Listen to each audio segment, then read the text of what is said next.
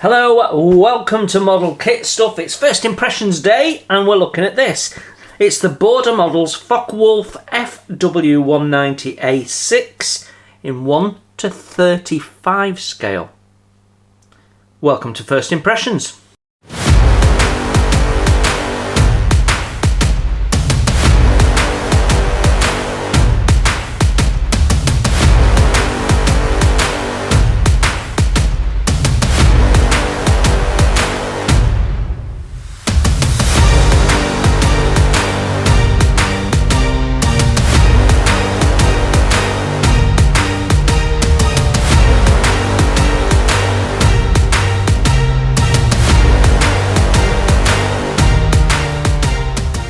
Hello everyone, yes, First Impression Day. My name is Jason and we're going to have a look at this today. I'm quite interested in this.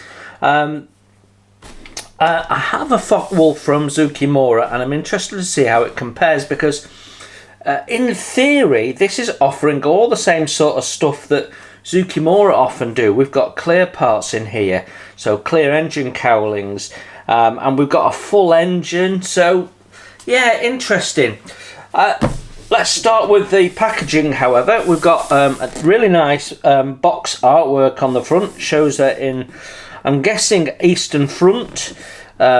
We've got snow on the ground and what have you. Of course, it does snow in other places other than Russia. But yeah, nice bit of artwork. Box sides pretty much cover what's on the top.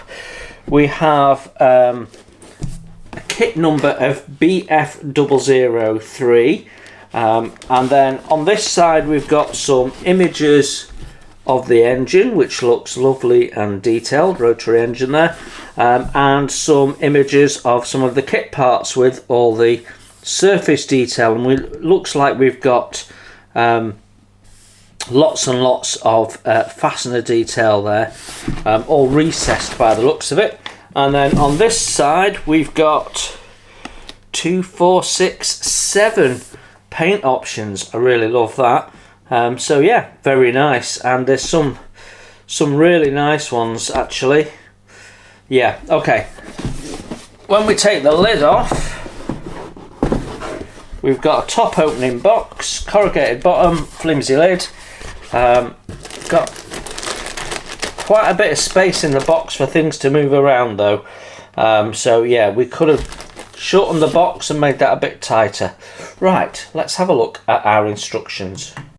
So our instruction manual is A4, landscape colour and stapled. We've got the artwork on the front, and then when we open up we've got a sprue map, and it does have the part numbers on. And it tells us how many of each sprue we should have. So there's only that one that looks to be a duplicate, 2 Decal sheets and a photo-etch fret, and I'm guessing that's our clear parts there, F.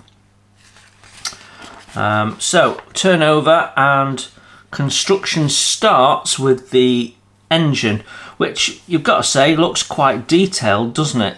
So we've got 2 halves for our pistons there, and then we've got some pipework or hosing, and we're connecting up, building up another one, connecting them together.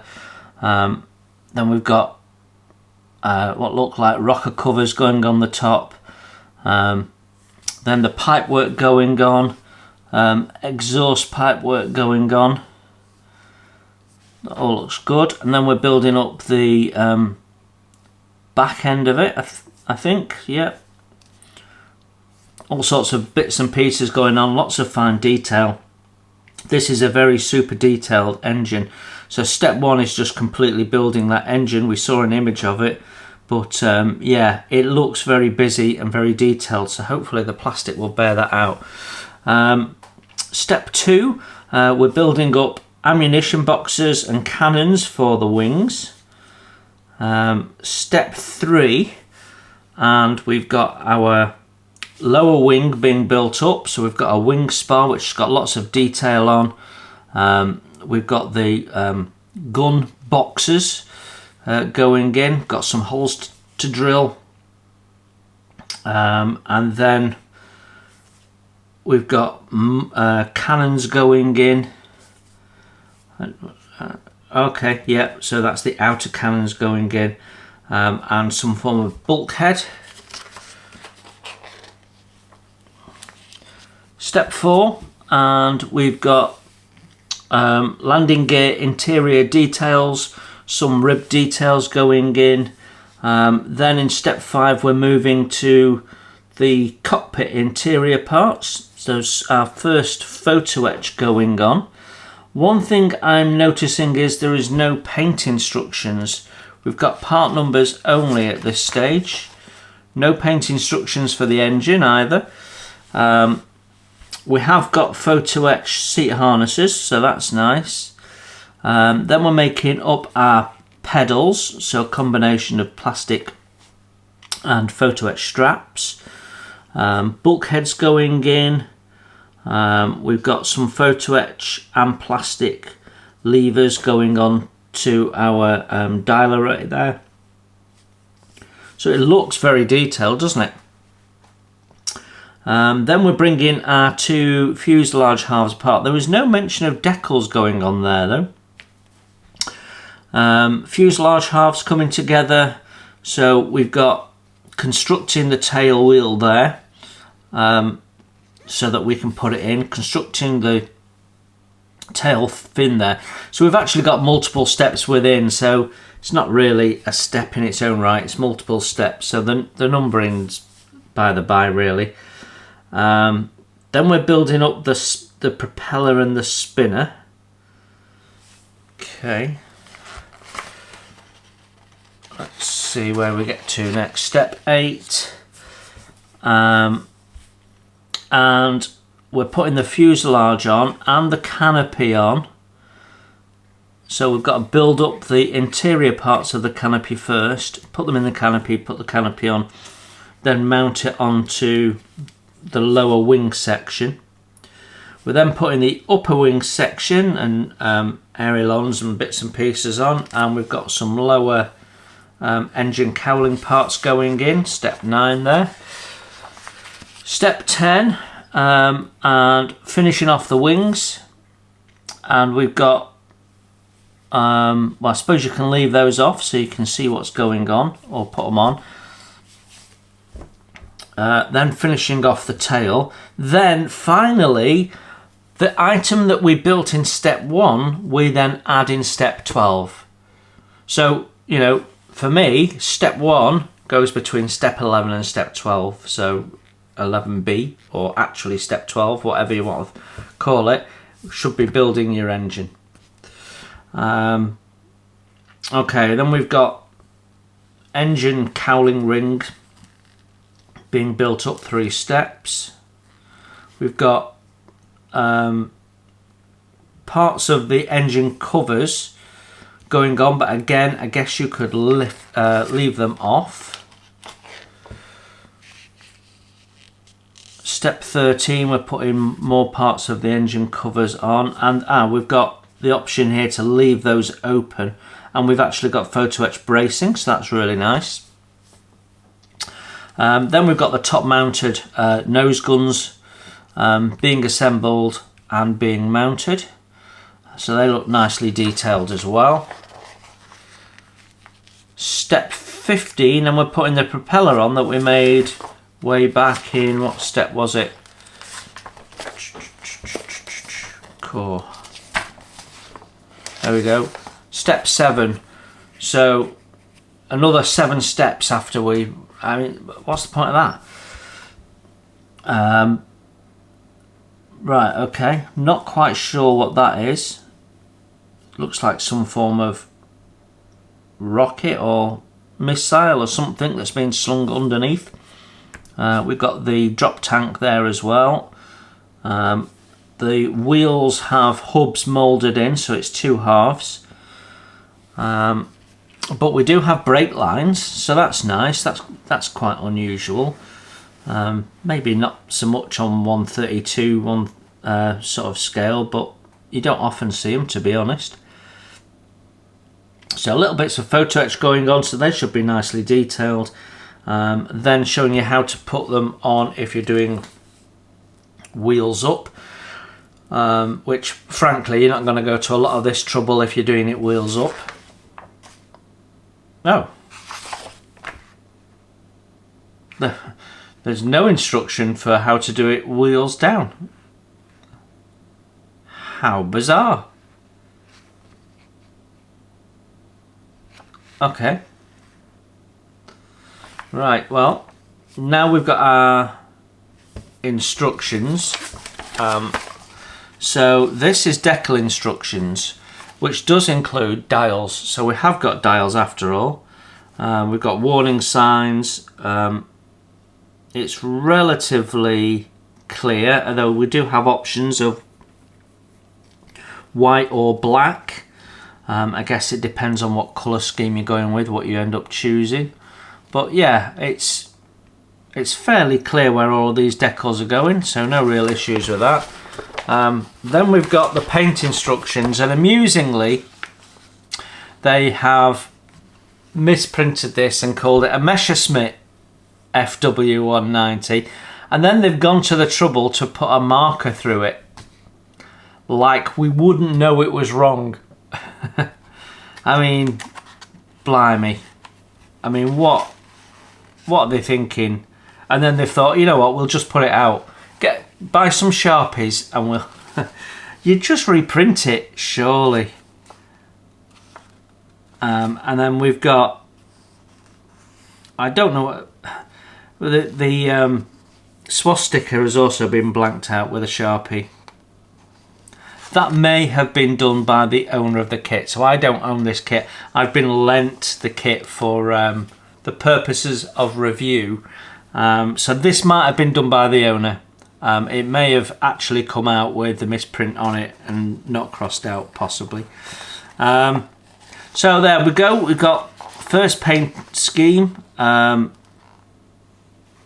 So this is Summer 43, tells us who the pilot was, and we're referring to Ammo MIG paints. That's quite a nice scheme with the checks. I quite like that. And a little splash of yellow underneath. If we flip over this next one, again is March 44. So we've got a white tail here with all the kits on, the kills on I should say, and the spiral spinner. Again, that's quite a nice paint option.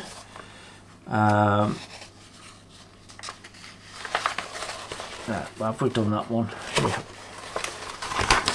Then we've got France 43, fairly standard paint scheme, that one.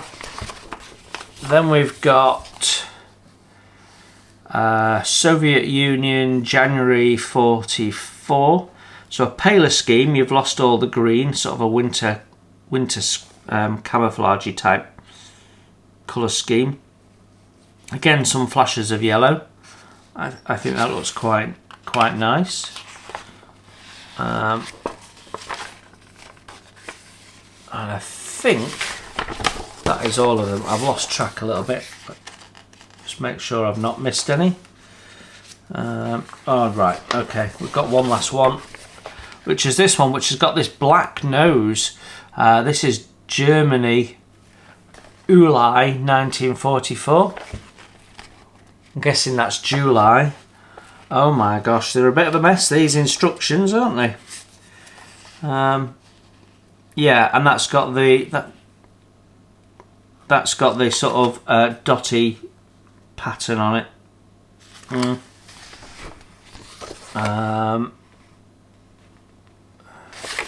Then we've got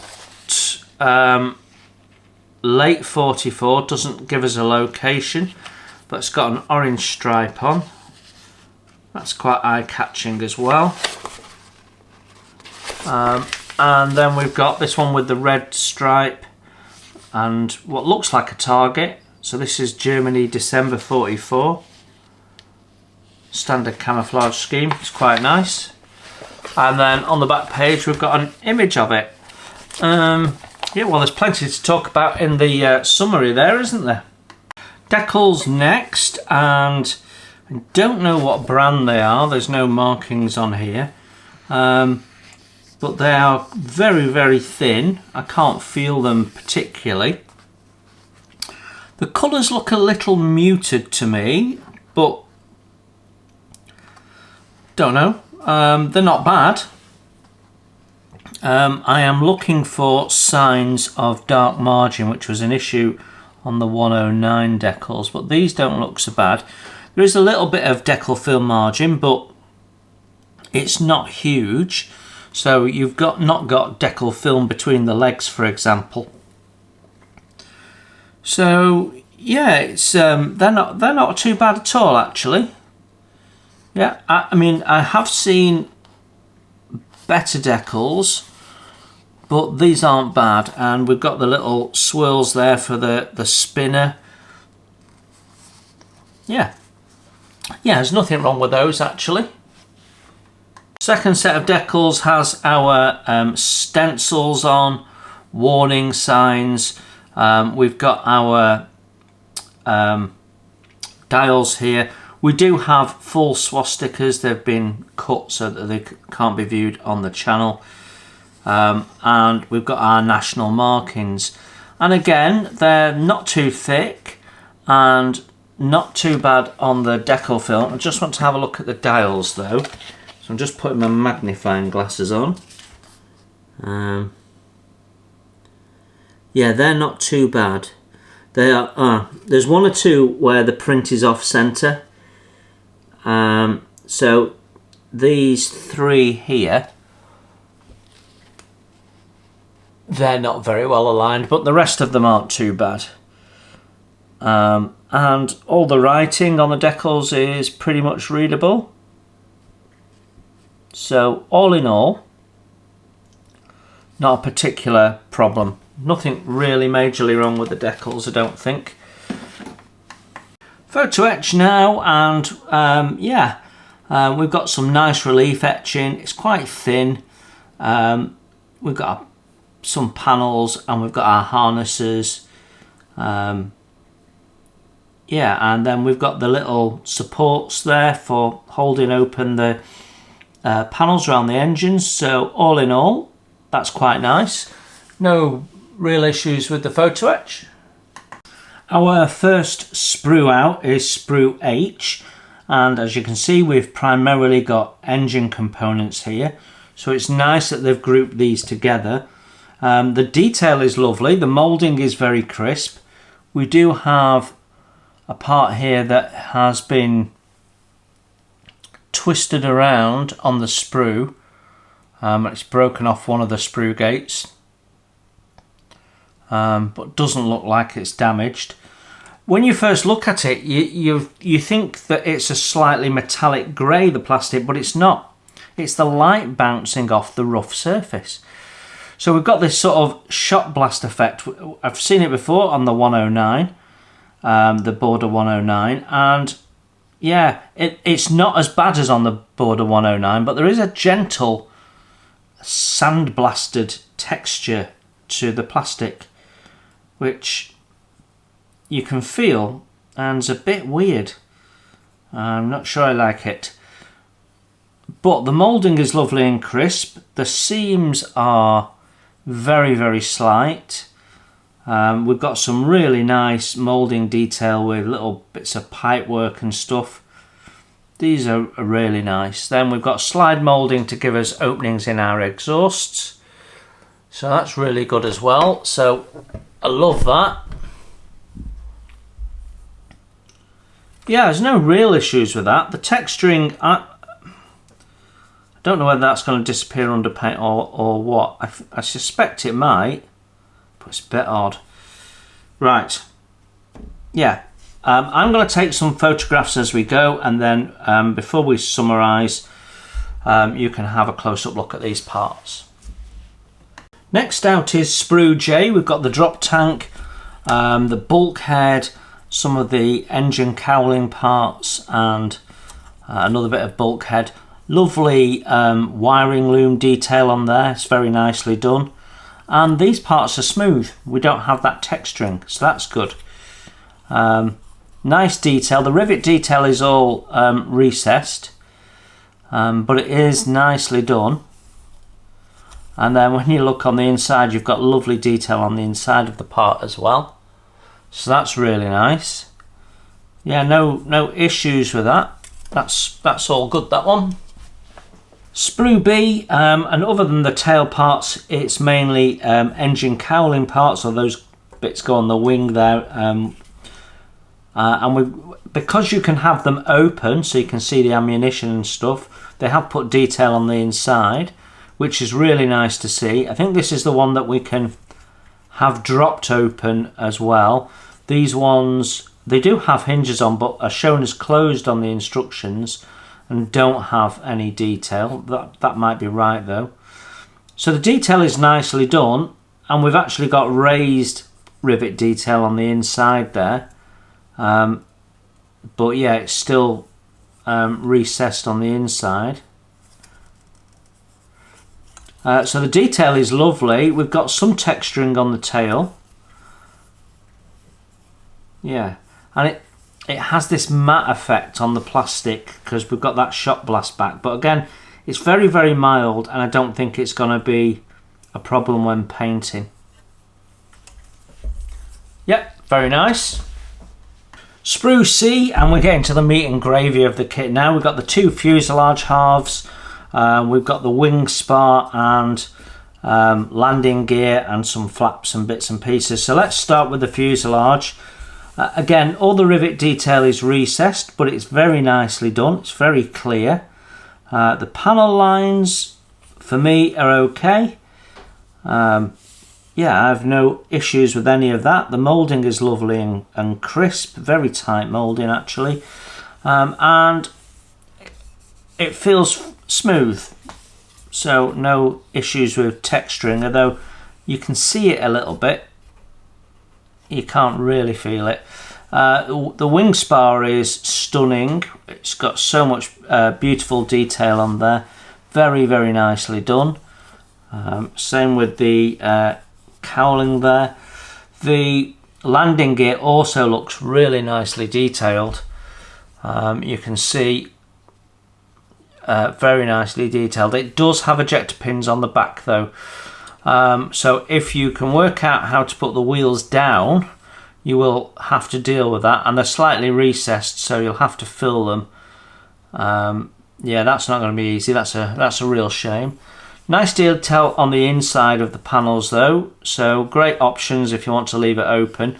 Not much in the way of detail inside the fuselage because it's all built up through other parts. I suspect we've not got any ejector pins visible, although that one could be. That one could be, I'm not sure. I think there's a bulkhead going there, isn't there? So maybe not. Don't know. Yeah, I'm not sure whether that's visible or not. But otherwise, all very good. The moulding is very nicely done. We've not got sink and flash and stuff. So yeah, no real issues with that. Clear parts now. We've got two sprues. Quite interesting. We've got Sprew F here, which has the rear part of the canopy, and then we have Sprew F here that has the front part of the canopy and the side windows and some lamps on. So yeah, another little faux pas by border. I've got to say they're very, very clear, very nicely done. There is distortion in them. It's pretty severe, but once you've got your hand behind it, you know, once there's something behind it, that sort of disappears and it looks really nice. But yeah, there's more distortion than you would expect in completely flat parts. Yeah, same, all four of the corners have got distortion. It's a bit wobbly. So definitely seen better clear parts. This is very difficult to shape without distortion, and we've got distortion along these two edges here, but we'd expect that, and no doubt there was distortion on the actual aircraft as a result. What I will say though is It's got nice detail, nice fastener detail on there. Yeah, you shouldn't have any problems masking that. I think they're lovely. Yeah, no real issues there. Right, sprue A, and we've got the lower wing single section with fuselage.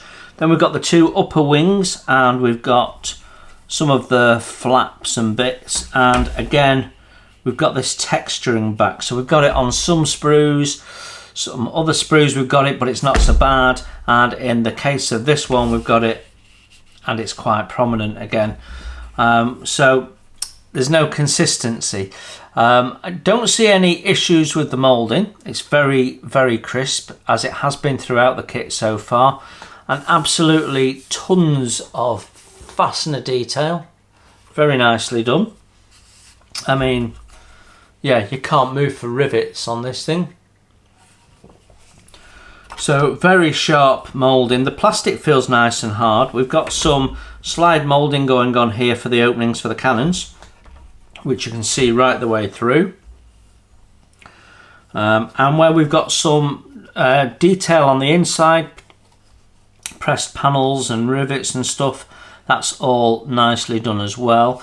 We do have ejector pins on the inside of these flaps, so yeah, they'll be a bit difficult, but if there's a photo-etch upgrade set, say, I don't know if Edward have done one to replace all this, you could just cut all that out and sand it in one go. But they are recessed, so and they're fairly big, so a bit of Mr. Surfacer, you should be okay. Yeah, no real issues with that. All looks very nice actually. Sprue D, and this is the sprue we've got two of. So we've got wheels, tail components, rocker covers for the engines and pipe works and other bits and pieces for the engines, some small details, pipe work. We've got what looks like a big shell, and then we've got some slide moulding so that we've got nice openings in our cannons, which is really nice. Again, everything is nice. This time we're back to smooth on the texture. The wheels and tyres look gorgeous. We've got lovely sidewall detail on there with writing. It's very, very nice. Lots of fastener detail. Yeah. Same with the rocker covers. The detail is quite exquisite actually. Really, really nicely done that. And we can see there's a pedal there, again, very detailed. Yeah, no issues with this. Lovely, lovely moulding. Yeah, very nice. Okay, sprue G, we've got all sorts of components here. We've got engine rings, we've got the spinner, we've got the propeller, some cockpit interior parts, and then the cockpit floor, inner bits, and then the landing gear outer paneling. Again, beautiful moulding, no mould issues. We've got some delicate pipe work there. That'll be the brake lines for the landing gear, I think. So yeah, layout of the sprue is nice. There's plenty of space. The sprue gates in the main aren't too bad, though be careful removing those brake lines. We do have this texturing issue back again, and we've got sprue gates on the blades, which, you know, people that follow my channel will know I don't particularly like that. But the detail on the centerpiece is really lovely, so it's a bit of a catch-22. Spinner is nicely done, lovely detail, including fastener detail on the gear covers there, and lots of beautiful detail in the cockpit with switches, very nicely picked out. Our dials are recessed. They look smaller than the decals, so I'll have to have a look at removing the decal film around the edge of the dials when you come to do that. The seat is nicely detailed. Yeah, Yeah, it's all very, very nice. No issues with that. Really good. Our last sprue now is E, and we've got tail wheel, the structure for the tail wheel. We've got some of the internal bracing, ammunition boxes and things that go in the wings. So with the exception of the wheel, all sort of internal parts. Once again, the moulding is lovely. We do have texture, but it's not very bad. In fact, some parts feel smooth and others don't. Yeah, the detail is beautiful. The moulding is really, really crisp and really nice.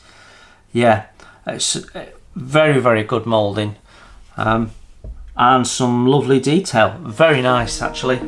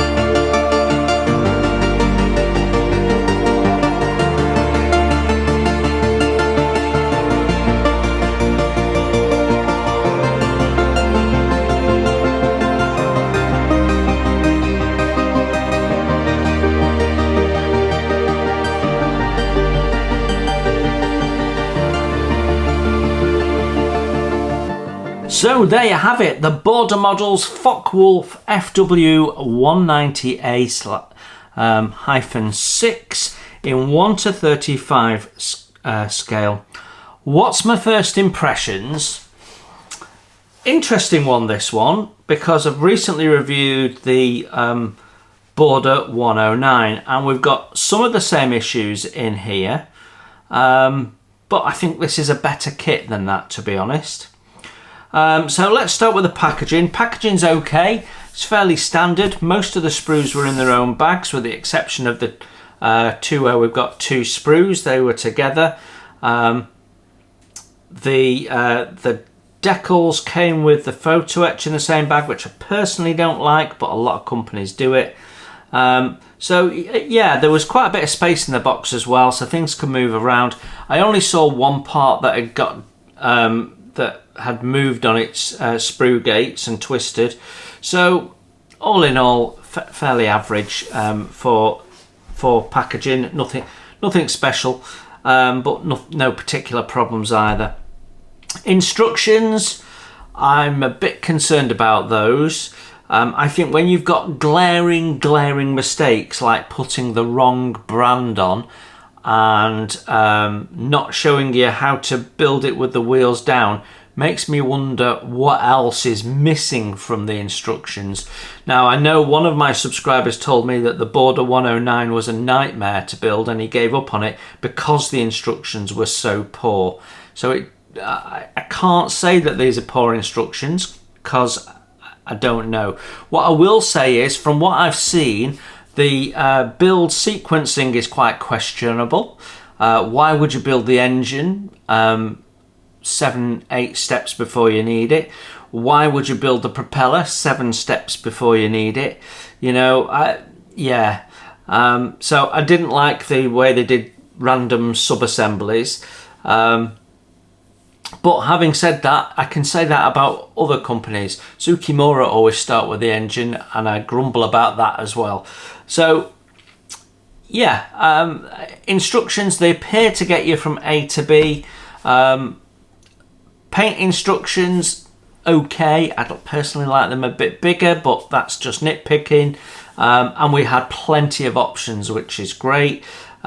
So the instructions, as I saw them, were nice and clear. The biggest issue with them is no internal paint instructions yet again. Big turn off. We've got a complicated bit of engine there.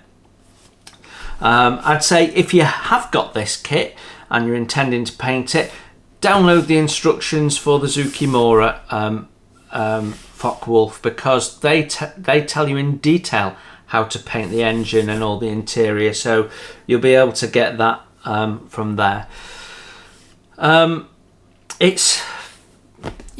So instructions, a bit concerning. There's gaps in them, could be clearer, not so good. The decals, they're okay. They seem to be okay, well spaced out. A little bit of register issues on some of the dials, but other than that, okay. Photo-etch seems okay. Nicely relief etched, some nice detail on them, so no real issues with that. Plastic parts themselves, bit of a mixed bag. I think the detail that they've crammed in is stunning. It's really, really nice. The moulding is crisp. You've got a nice hard plastic to work with. And in the main, you're free of ejector pins. There was one or two here and there, but nothing major, really, for any experienced modeler at least.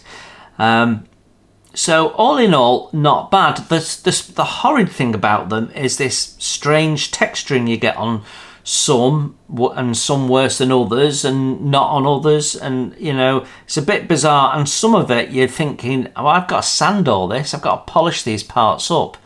You know, do I want to be doing that? Not really. So, yeah, the parts, I have to say, because of that texturing issue, and it's a common issue with border models from the ones that I've reviewed. Yeah, I don't like it. So the plastic parts could be improved. Having said that, there is bags and bags of detail in this kit. And I think the detail level is better than the 109. And if it goes together well, then you should have a stunning little model at the end of it. So, yeah, I would prefer, if I had the choice between this and the 109, I would definitely go with this one. Is it the Zukimura? Is it going to beat the Zukimura one? I don't think so. I mean, if you desperately need to buy a 135 aircraft so that it goes on a diorama with your 135 vehicles, yeah, I get it. You will get a very nice model out of it. You might have to go an extra mile here and there to polish up some of those parts so they're flat and smooth before you paint. Don't know. Some parts are better than others. But if you're a collector of 132 kits and you build 132 models, do you really want a 135? So I've always found it strange that they do 132 scale and 135 scale for vehicles. And now that they're doing some 135 ones, I find it strange that they're doing 135 because everyone else does 132 and it's therefore an odd scale. So poor old border can't win, can they? What I would say was, if you want to build a 132 focke wulf, then Zukimura is the way to go. If you want to build a 135, then you could do worse than this one. I'm not even sure if you can get a 135 focke wulf from anyone else. It's not bad. It's not a bad model, but there's definitely better models on the market. If you desperately want to build a focke wulf, yeah, there is definitely better options out there. But this is a great start, and if border models continue to improve every time they make a kit, then you know it won't take them long to be up there amongst some of the best. The main thing they've got to sort out is the terrible presentation of the instructions with fundamental mistakes, words missed off, and you know, steps missing. There was no instructions to put the landing gear down. So you're going to have to work that out yourself and, you know, go off the image and stuff. So that's not good enough in all fairness. And for that reason, I would probably give this one a miss. Now, the last thing I need to say is a massive thank you to Craig for the loan of this kit. I'll be returning it to you soon. Thank you very much for the loan. It's been really interesting to review the border kits. But this one's not for me, but I could see how if you bought into this, you'd be quite excited because it's a lovely kit, especially that engine. And, you know, maybe model it without the engine in and put the engine next to it on display. That could look quite nice. The other thing that I need to say is on the box it says transparent engine cover, transparent gun bay with full interior of gun. That wasn't included. Now, it could be that the owner of the kit has removed it and so it wasn't in here for review and the kit wasn't complete, or it could be they've put that on and then not done it. I'm not sure. But if it's the latter, that's another disappointment and Border need to book their ideas up. Well, there you go. You now know what's in the box, probably. Thanks very much for looking in. You enjoy your modelling and I'll see you very soon. Bye for now.